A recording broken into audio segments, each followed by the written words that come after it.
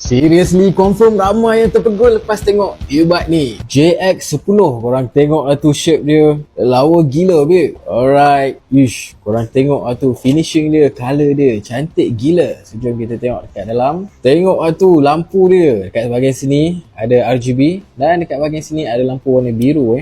Dan dia juga ada battery indicator dekat sini. Dan dia menggunakan Type-C. So, dekat dalam ni dia ada bagi satu USB kabel, dua pasang getah telinga tambahan dan satu user manual. Seriously guys, earbud ni bukan shape saja nampak cantik, tapi kualiti dia pun memang padu. Dia punya earbud ada getah untuk noise cancellation dan noise cancellation dia memang aku bagi rasanya dalam 50% lebih dapat kurangkan bunyi persekitaran. So memang padu lah dia punya noise cancellation. Untuk muzik, kalau full volume memang kuat gila dan dia ada deep bass. Memang sangat sesuai untuk orang yang kaki muzik. Dan tak lupa juga kaki gaming, dia ada gaming mode. Korang tekan je 2 saat dekat sini dan latency dia rendah gila 50 millisecond. Kita pun dah buat mic test. Mic dia memang kuat, jelas dan tak ada noise. Korang dengar dulu sikit. Sekarang kita sedang test mic daripada earbud JX10 dan JX10. Okay, korang dengar tu, mic dia jelas, clear dan tak ada noise. So basically guys, lawa gila earbud ni. Bagus untuk buat dengar lagu, main game dan juga buat call. Check out dekat beg kuning di bawah.